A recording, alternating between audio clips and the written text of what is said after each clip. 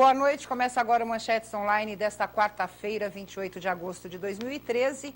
Hoje que é aniversário das cidades paulistas de Itararé e Tupi Paulista. E também o Dia Nacional do Voluntariado, do Bancário e da Avicultura.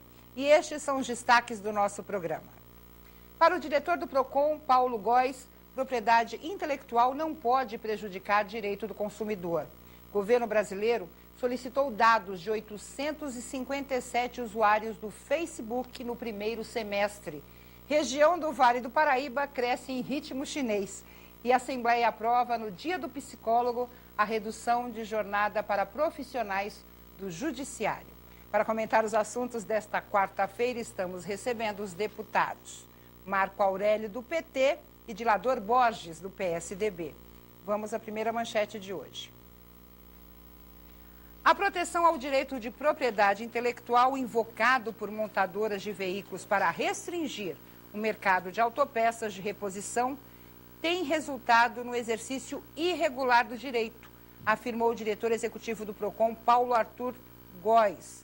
Abre aspas. Historicamente, as montadoras têm apresentado muita resistência em atender alguns aspectos do Código de Defesa do Consumidor. Deputado Marco Aurélio, acontece o seguinte: a montadora tem a patente da peça. Meu carrinho quebra. Aí eu vou até a concessionária e diz, a peça está em falta, vai chegar daqui a 10 dias.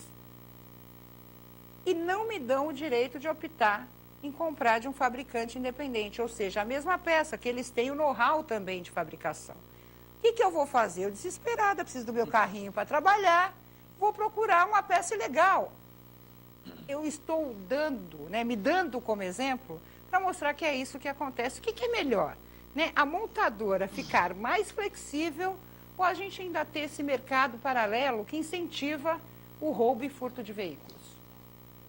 Na verdade, a gente acaba até entendendo um pouco, por que tem determinados furtos, determinadas encomendas, de veículos, porque se busca aquela peça que a pessoa não consegue. Mas, para mim, o que está por trás disso tudo é o seguinte: quando você faz uma regulamentação econômica, você tem que ver o seguinte: o que é que está em primeiro lugar? É o interesse da economia empresarial ou o interesse da pessoa, do cidadão, do ser humano?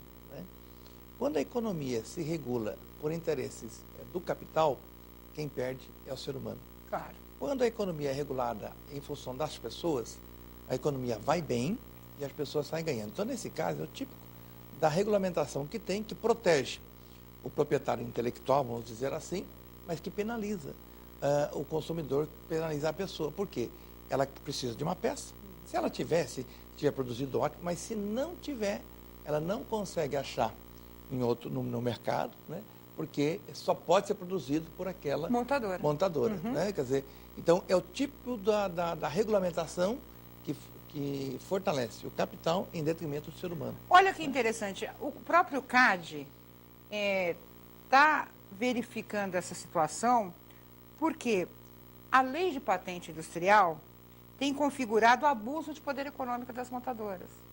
É exatamente isso que falam os fabricantes independentes. E para ter uma ideia, o PROCON recebeu 513 reclamações referentes a veículos no primeiro semestre de 2013.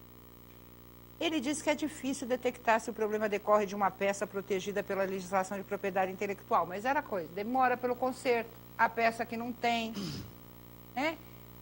Como mudar isso, deputado Dilador? Você acha que é uma situação fácil de ser resolvida? Eu vejo que tem dificuldade, até pela própria estrutura do Estado. Os PROCONs da capital, eu ainda questionei o Paulo Arthur, ele disse que tem dados que em torno aí de 80% a 90% são sanados, são Sim, muito bom o resultado. Mas isso é na capital. No interior não é verdade. Hoje é uma grande dificuldade. Uma que, pela própria demora da justiça, a estrutura que às vezes o consumidor não tem. Eu mesmo tive um problema com a montadora, comprei um carro, está na garantia, e eu tenho os dados, eu posso falar, a Toyota, que é para mim, uma empresa conceituada. Eu tenho, meus carros, quase todos eles são Toyota.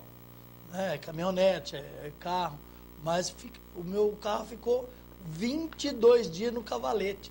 Agora, você acha que eu vou comprar um carro de mais de 100 mil reais para ficar 22 dias esperando? Então, eu entrei na justiça e ganhei a causa. Fui indenizado, porque eles não dão carro.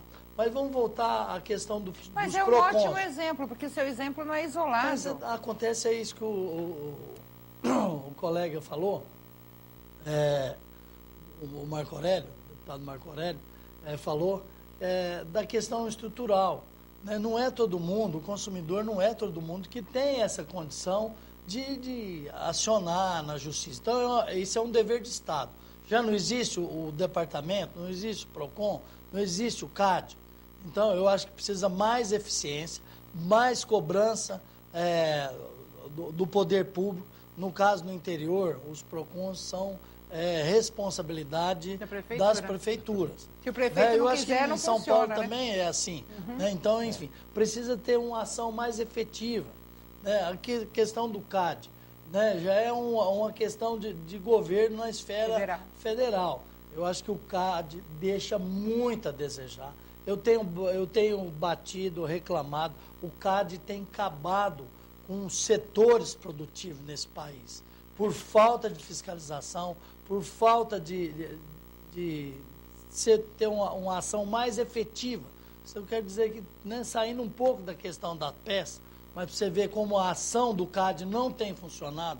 Hoje, a citricultura no país, principalmente em São Paulo, né, que a citricultura está concentrada. Nós temos três indústrias. É um órgão de defesa econômica, né? Tem que defender a economia. Indústrias hoje que acabam, agora uma foi encampada pela outra, na verdade temos duas. Frigorífico, nós tínhamos aí centenas de frigoríficos, hoje está concentrado aí numa meia dúzia de frigoríficos, concentrando em um só, que é o JBS. Isso é uma função, e o CAD está olhando isso e não se manifesta, não corrige. Né? A cerveja, a Ambev encampou todas as outras companhias. Então, você vê que falta efetividade do CAD e do PROCON. O CAD está sendo exigido agora, né? Na verdade, ele tem que se, vamos assim, reestruturar, porque tem situações que precisam ser resolvidas. Voltar a falar da questão das peças, né, que o novo deputado também falou, da questão, né, dos roubaltos. Né? Tem empresa, poucas, mas tem que são empresas respeitadas, né, nessa recuperação de peças. Sim, mas a grande maioria, a gente sabe que entra nessa questão que é, né, chamada aí de roubalto. Então, essa questão de peça, eu acho que precisa ser revisto, tem que ser respeitado, né, a criatividade, mas no momento que eles não têm capacidade de repor peça, até de carros novos, tem que abrir a capacidade, claro, de outras empresas produzir. Antes da gente mudar para a próxima manchete, o Estado perde, deputado Marco Aurélio. Roubam-se veículos.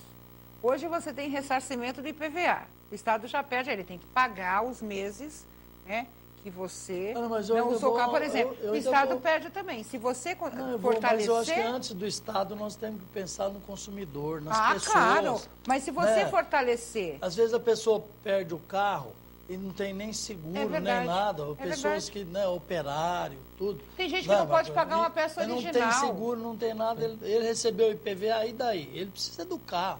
Então é uma questão, nós temos que melhorar esse mecanismo de fiscalização, né, de ver para evitar essa questão. O nosso grande aliado é o governo, né? Ele vai também, de certa forma, ser atingido diretamente. Porque só nega imposto. Qualquer atividade que não regulamentada, né, ilícita, de qualquer forma, atinge o governo, é evidente, né? Porque é uma atividade que foge ao controle, né? Quer dizer, tudo aquilo que você puder impedir para que não haja um Estado paralelo, porque, na verdade, você começa a ter uma economia paralela, né? Claro. Você tem o rouba, vai vir, ele vem, quer dizer, na verdade, é uma coisa paralela. Esse paralelo não faz bem para ninguém, em qualquer campo, né? Imagina, eu sei que você já quer passar para a segunda matéria, mas nós estamos falando de peça de veículo. Agora, imagina, deputado, isso aplicado no âmbito da saúde. Medicamentos que a gente sabe que às vezes some do mercado, para subir de preço. Quer dizer, isso daí é gravíssimo. Claro. Quer dizer, o carro é um grande prejuízo, mas o medicamento, e a gente sabe que isso acontece. Saúde, né? Também. O carro pode ficar arrumando, né? Olha, presidente, diretor do Procon São Paulo, apresentou aos parlamentares o ranking, que eu vou falar aqui, das montadoras que foram alvo de mais reclamações do Procon no primeiro semestre de 2013. Hyundai, Volkswagen, General Motors, Fiat e Ford. Apesar da Toyota ter deixado o deputado na mão, ela não consta no ranking, não, mas deve ter algum tipo de reclamação. Mas isso aconteceu comigo, e, né, foi 22 dias, eu ouvi Brigou. uma ação, briguei, mas não é todos que tem, né? Eu tenho essa condição financeira, tenho conhecimento, né? Tenho advogado, já que trabalha para mim nas minhas empresas, se torna muito fácil. Mas e o coitado do operário que não tem tempo, não tem a condição financeira, né? Nós estamos aqui para olhar para o povo, né, deputado? Nós estamos aqui para olhar para o povo, não é para olhar para a nossa situação. Claro. Vamos falar um pouquinho só como exemplo sobre rede social. Fiquei chocada essa semana quando eu vi a matéria sobre um crime que ocorreu em São Paulo e o criminoso aparece no Facebook mostrando um monte de dinheiro, né? E agora o governo brasileiro está solicitando perfis do Facebook exatamente para ajudar nessas investigações. É o tema da nossa segunda manchete. Vamos lá.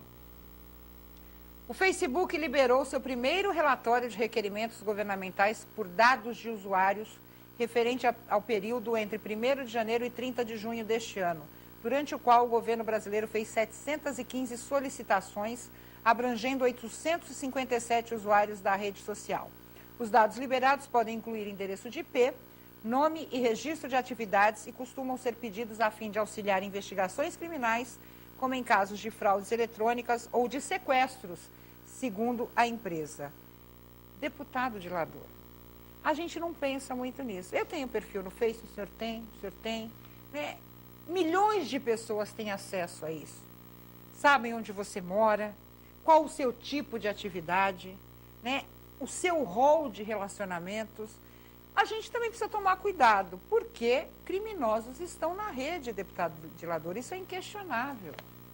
Essa questão é uma coisa que eu sempre já tenho conversado com a minha família, né? E hoje ninguém consegue viver sem esse mecanismo eletrônico. É verdade. Né? A gente vai ficando viciado. Tem um lado negativo, mas tem um lado extremamente positivo. Se você, né, eu estava falando, gente, não coloca, né? Quando tinha os netos pequenininhos, gostava de colocar foto, eu ficava preocupado com essas coisas.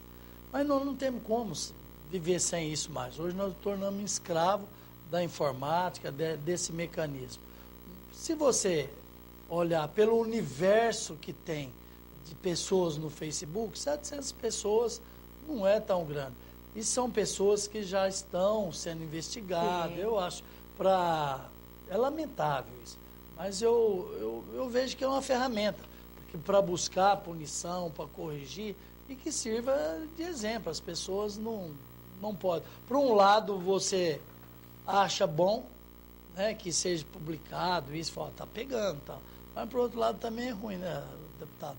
Porque muitas vezes eu vejo nessas investigações, o cara tinha um chip no celular e a polícia rastreou, pegou.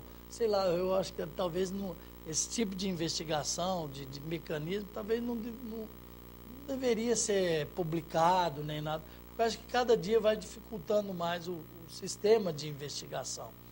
Então, a gente lamenta que isso venha ocorrendo, e ocorre. Né? Eu acho que tudo isso acontece, né? Você falou, né? Eu não vi essa matéria, o pessoal mostrando dinheiro do crime. A arma. Com o rosto escondido, né? Mostrando armas de grande Eu não sei se o deputado, potência. Marco Aurélio vai concordar comigo, essa sensação de impunidade, né, também. Deputado? Sabe, só na região de Araçatuba, me parece que eu vi numa reportagem, só na saidinha agora, ficou só de Valparaíso, me parece, não me falha a memória, 60 presidiários não voltaram para o presídio. No indulto. Então, precisamos repensar alguns mecanismos, sabe, essas coisas. É lamentável que isso ocorra, né? Olha, eu vou contar uma historinha aqui. Que a gente não reflete muito. Eu tenho uma filha de 16 anos que ela tem um perfil no Facebook. Eu tenho a senha, eu acompanho. Por quê? Porque as pessoas que entram na sua rede, você não sabe se são elas mesmo, né?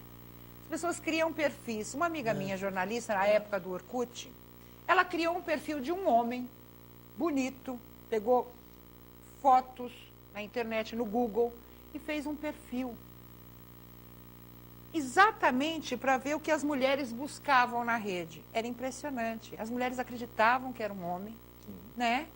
Buscavam encontro, falavam coisas, mulheres casadas, solteiras. Quer dizer, você é aquilo que você quer ser, você não sabe qual a pessoa que está no seu... Eu tenho 5 mil amigos no meu Face. Ah, eu te assisto. Será que me assiste? Ah, então, esse tipo de coisa, falta ainda uma regulamentação mais rigorosa, deputado Marco Aurélio. Porque a gente não imagina quantos milhões estão vendo o nosso perfil. O senhor é deputado, o senhor tem família, tem filhos, vai ter o segundo agora. Quer dizer, se a gente pensar com mais racionalidade, a gente pensa, vamos acabar com isso logo para não correr qualquer risco. Não dá, né? Não, eu acho que esse tema hoje é muito bom conversar. Por quê? Porque eu vejo que esses avanços da internet foram uma conquista grande, porque qualquer pessoa pode ter sua página, seu Facebook, se comunique, ótimo, excelente. Para os senhores é essencial, prestação de contas. Para nós, prestar conta. O que as pessoas não estão percebendo é que esse instrumento, ele é um instrumento público. Não existe como você fazer qualquer tipo de comunicação, eu vou dizer mais, nem e-mail. Não pense que o e-mail do João mandado para a Maria, só a Maria vai saber. Não, nem e-mail ele é sigiloso. Nada é sigiloso na internet, nada. Homens, cuidado. Tem mais um detalhe. Tem mais um detalhe. A gente acessa sites, né, gratuitos, fica pensando, poxa vida, como é que esse site é bom, né? Não me cobra nada, né? Eu comprei, eu vi propaganda de algumas coisas e consultei preço e nunca esse site me cobrou nada. Então, eu queria dizer para você o seguinte, todas as informações que você dá no site, saiba você, o site vende as tuas informações. Então, quando eu entro no site, eu entro no site, coloco lá quem eu sou, o que estou procurando comprar isso ou aquilo, né? Este meu desejo de consumo está catalogado com o meu endereço e ele é vendido. É por isso que o site, entre aspas, é gratuito, mas na verdade a mão de obra é a nossa. Nós estamos vendidos. Nós estamos sendo vendidos. Se você tem dúvida no que eu estou falando, faça uma experiência. Entra num site de compras, entre 2 ou 3 sites de compras e pesquise um determinado produto. Um produto. E depois, comece a observar em outros sites que você vai abrir, no dia seguinte, que tipo de produto coincidentemente chega na janelinha para você. É exatamente aquilo. Né? Por quê? Porque o seu dado já foi vendido. Não, e a gente teve invasão agora de banco, né? Entrando em conta. Eu tive meu cartão de crédito clonado porque eu fiz uma compra na internet. De repente apareceu um monte de compra. As lojas americanas me ligaram, olha, estão tentando passar o seu cartão, é seu. Ainda bem que algumas lojas têm alguns mecanismos de segurança para garantir isso, mas tem outras que não.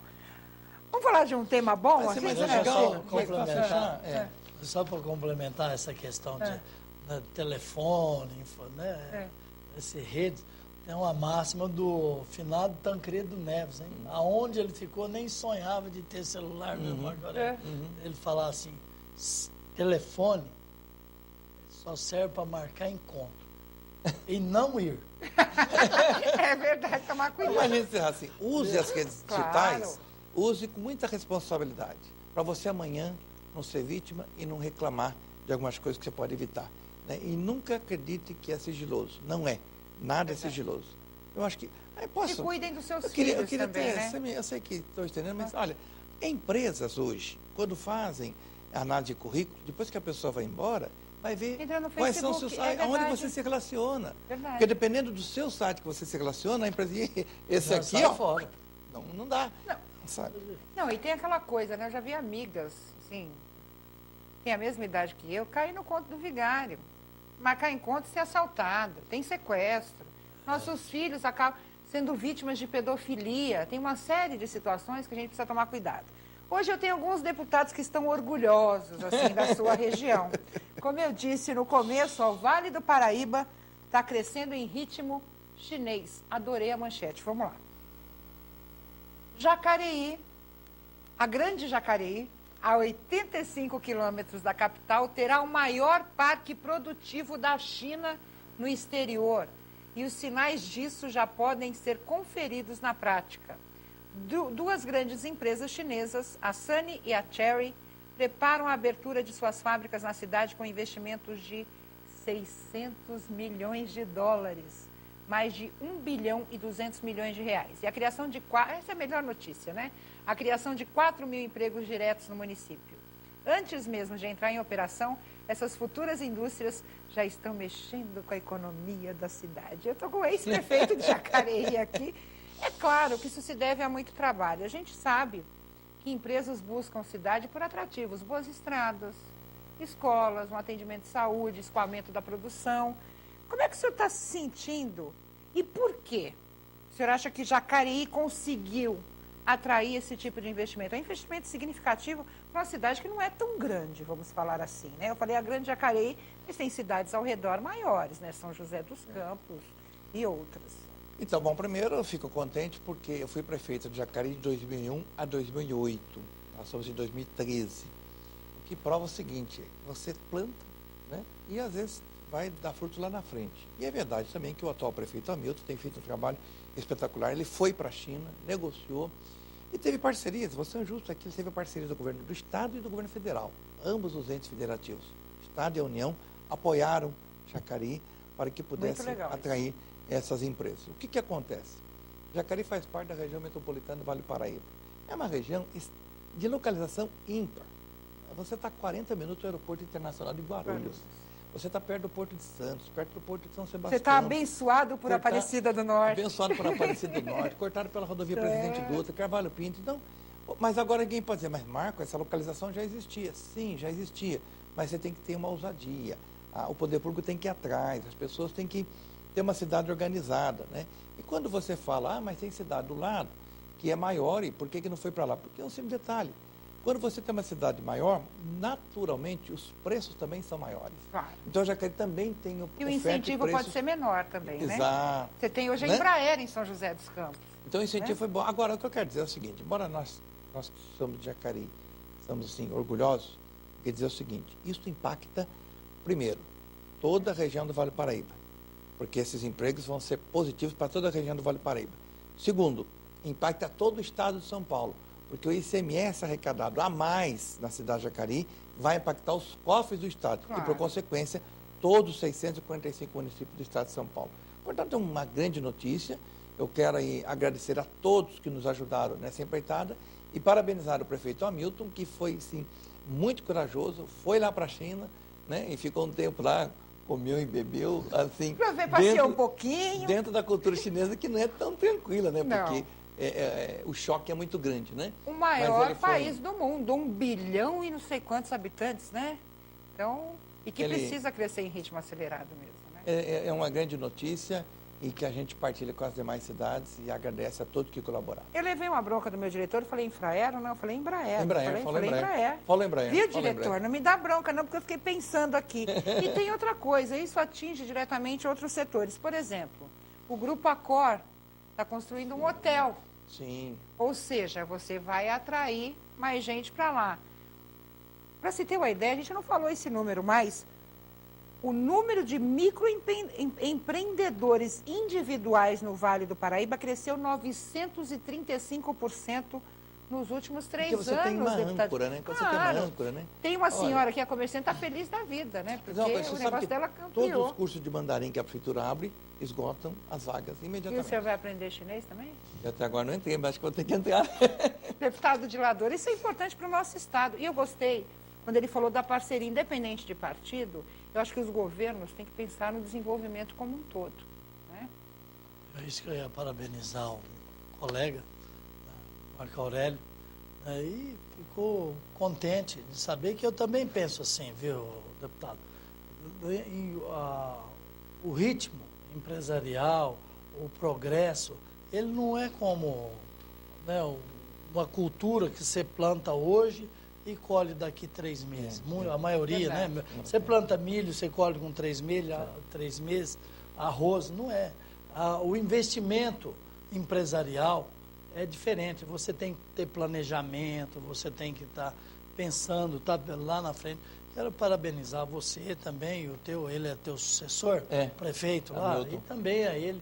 É muito importante essas questões, né? A gente fica contente, aquela inveja positiva, né? Porque nós que isso também, chegue na sua cidade também, a né? nossa região é riquíssima. Araçatuba. É riquíssima, mas nós não somos carentes de grandes investidores. Estamos a 550 quilômetros da capital do estado e você acaba não tendo a mesma oportunidade. Até mesmo por representatividade política, né? Você vê, o interior tem muito menos deputado do que a grande São Paulo, que nós podemos ver em São José, toda essa grande região aqui.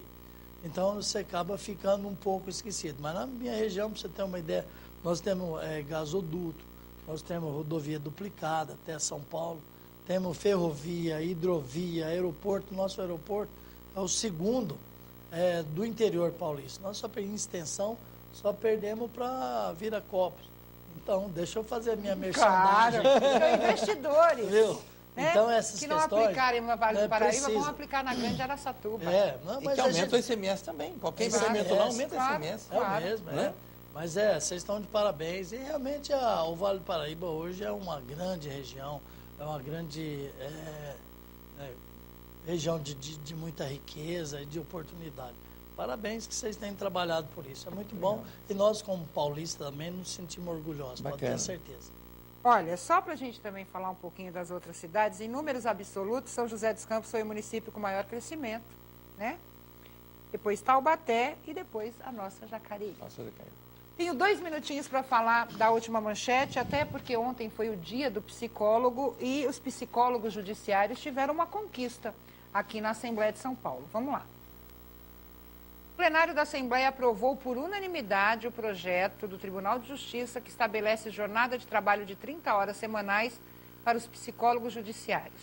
Segundo a justificativa que acompanha o texto, a medida se adequa à jornada desses profissionais à lei federal, que reduziu a jornada de trabalho de assistentes sociais em 30 horas semanais, sem a redução de salário. É uma conquista, deputado Dilador, porque há um movimento da redução da jornada de trabalho. E eu fiquei imaginando a realidade desses psicólogos judiciários. Não é fácil, né? Porque eles lidam com situações conflitantes dia a dia. O senhor comemora também essa conquista? Comemoramos, sem sombra de dúvida, né? São merecidos, são um ambiente de trabalho desgastante, né? Como presidiário, esse ambiente de trabalho, para eles é desgastante. Então, eu acho que foi merecido, tanto é que foi por unanimidade, todo mundo teve essa consciência e tem essa consciência da valorização dos psicólogos e outras categorias também, que está aí na lista para ser votado e com certeza vai ser reconhecido também por essa casa, né, deputado? Deputado Marco Aurélio, num dia legal, né? Num dia importante para a categoria. Foi um dia significativo. Eu já tenho defendido assim que acho que a jornada de todos os trabalhadores já devia ter diminuído para 40, né? Já é uma discussão antiga. E por que psicólogos 30, né? Porque são um tipo de profissionais que usa assim a questão intelectual de maneira forçada, vamos dizer assim. O cansaço mental é muito grande. Então, o risco que você tem quando você não adequa a jornada é você ter num determinado horário já estar exausto e não poder fazer seu bom trabalho. E do jeito que está hoje, agora com 30 horas, ele vai ter muito mais tranquilidade. Parabéns, é um reconhecimento nosso, da Assembleia, a todos vocês profissionais. Parabéns. Quero agradecer, deputado Dilador, deputado Marco Aurélio, quero agradecer a você. O Manchetes Online vai ficando por aqui, nós temos um encontro no próximo programa. Um grande abraço e até mais.